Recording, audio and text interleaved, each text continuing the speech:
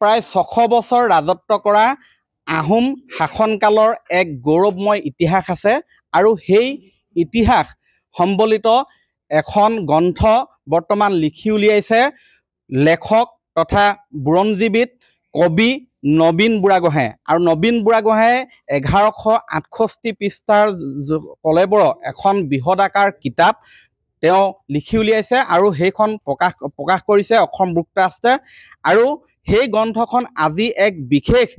অনুষ্ঠানৰ যোগেদি ইয়াত মই দেখুৱাইছো আজি আনুষ্ঠানিকভাৱে ইয়াত উন্মোচন কৰাৰ ব্যৱস্থা কৰিছে ইতিমধ্যে গ্ৰন্থখন বিভিন্নজন পঢ়ুৱৈৰ হাতত পৰিছে প্ৰকাশনে ইতিমধ্যে বিক্ৰী কৰিছে কিন্তু আনুষ্ঠানিকভাৱে আজি শিৱসাগৰৰ ঐতিহাসিক এই কাৰেং তলাতল ঘৰৰ বাকৰিত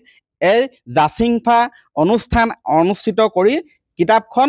পঢ়ুৱৈৰ মাজলৈ এৰি দিব আৰু এই পূজাভাগী ইয়াত অনুষ্ঠিত কৰাৰ কাৰণ সন্দৰ্ভতো আমি জানিব বিচাৰিম প্ৰথমে আপোনাক অভিনন্দন জনাইছো এই গ্ৰন্থখন লিখি উলিয়াইছে কেনেকুৱা ধৰণৰ এক পৰিক্ৰমাৰ মাজে আগবাঢ়িলে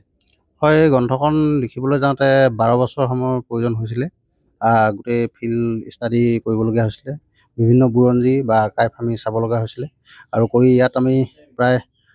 3000তকৈ বেছি আমি ইয়াত প্ৰবিষ্টি অৰ্থাৎ বিষয় আমি অন্তৰ্ভুক্ত কৰিছোঁ তেনেকৈ 352খন আমাৰ গৱেষণামূলক ৰেখাচিত্ৰ আছে আৰু তেনেকৈ আপোনাৰ আছে প্ৰায় 250খন ফটোগ্ৰাফ আৰু তেনেকৈ 50খন নক্সা মানচিত্ৰ আছে আপোনাৰ 5খন আৰু তেনেকৈ এই গোটেই কামটো কৰিবলৈ যাওঁতে যথেষ্টখিনি আমাৰ মানে কষ্টও হৈছে পৰিশ্ৰমো হৈছে আৰু তাৰপিছত আমি আজি ইয়াত জাচিংফা অনুষ্ঠান আমি অনুষ্ঠিত কৰিছোঁ আৰু আমাৰ যি বিদ্যা অধিষ্ঠাত্ৰী দেৱী আৰু লগতে আমাৰ যি উপৰিপুৰুষসকলে আমি এই কিতাপখন আমি আজি উৎসৰ্গা কৰিছোঁ ইয়াত আমাৰ মলুমসকলৰ দ্বাৰা আৰু উৎসৰ্গা কৰি আমাৰ যি যদি কিতাপখন কৰোঁতে কিবা দুখাদোষ হৈছে সেইখিনি আমাৰ মৰিখন হওক আৰু লগতে আমাৰ কিতাপখনত যদি কিবা ভুল আছে সেইখিনি আমাক জাচিংফাই সোঁৱৰাই দিয়ক মানে আখোৱা যদি আছে সেইখিনি আমি শুদ্ধ কৰিব যাতে পাৰোঁ আৰু লগতে আমাৰ যিমানসকল আমাৰ বন্ধুসকল আছে আমাৰ সহায় সহযোগিতা কৰা বা আমাৰ যিমানসকল শত্ৰু আছে তেওঁলোকৰ সকলোৰে কুশল আৰু মংগল হওক আৰু সেইটো কামনাই আজি আমি এই অনুষ্ঠানটো অনুষ্ঠিত কৰিছোঁ হয় এইখন মই দেখুৱাইছোঁ এইখন আহোম বুৰঞ্জী কোষ 1168 পৃষ্ঠাৰ কলেবৰ বৃহদাকাৰ এই কিতাপখনত মূলত কি বিষয় সন্নিৱিষ্ট কৰা হৈছে ইয়াত আহোম বুৰঞ্জীৰ সকলো বিষয় আছে লগতে আহোমৰ যি স্থাপত্য কলা আছে আহোমৰ স্থাপত্য মোটামুটি আপোনাৰ 11টাৰো বেছি হ'ব লগতে ভাস্কৰ্যৰ লোককলা মানে শিল্পকলা বা আমাৰ চিত্ৰকলা মানে আহোম সম্পৰ্কীয় যি বিষয়ৰ প্ৰয়োজন হৈছে সকলো বিষয় ইয়াত অন্তৰ্ভুক্ত কৰিছে আপুনি ক্ষেত্ৰভিত্তিক অধ্যয়ন কৰিছে হয় আহোম যি আচলতে ইতিপূৰ্বে যিবিলাক বুৰঞ্জী প্ৰকাশ হৈছে সেই বুৰঞ্জীত নথকা নতুন কিবা বিষয় নিশ্চয় সন্নিৱিষ্ট হৈছে বিশেষতঃ ইয়াত আমি অধ্যয়ন কৰিবলৈ যাওঁতে বহুত নতুন কথা পাইছোঁ আৰু লগতে আমাৰ যি বৰ্তমান যি মানে প্ৰত্নতাত্ত্বিক যিবোৰ খনন হৈছে প্ৰত্নতাত্ত্বিক খননত যোৱা সময়বোৰত বহুত নতুন কথা ওলাইছে সেই কথাবোৰ ইয়াত অন্তৰ্ভুক্ত হৈছে অৰ্থাৎ আহোম বুৰঞ্জীত থকা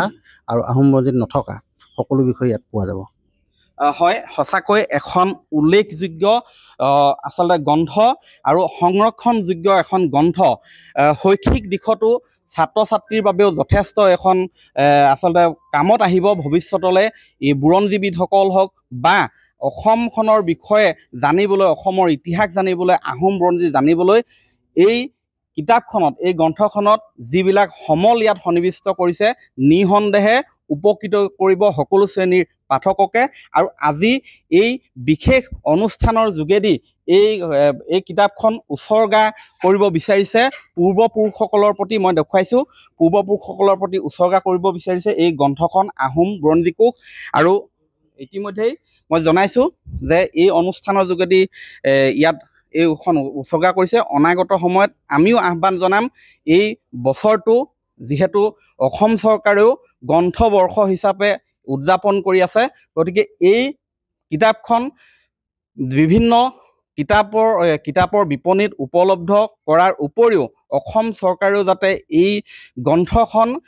বিভিন্ন যিবিলাক জিলা পুথিভঁৰালবিলাক আছে জিলাই জিলাই চৰকাৰী সেই পুথিভঁৰালবিলাকলৈ যাতে ক্ৰয় কৰি সংৰক্ষণৰ ব্যৱস্থা কৰে পাঠকৰ মাজলৈ আগবঢ়াই লৈ যায় তাৰ বাবে আমি আহ্বান জনাইছোঁ আপুনি বিচৰা বাতৰি পাব কেৱল নিউজ 18 এপত নিউজ 18 এপ ডাউনলোড কৰিবলৈ স্ক্যান কৰক এই QR কোড গুগল প্লে ষ্টৰতো পাব এই নিউজ 18 এপ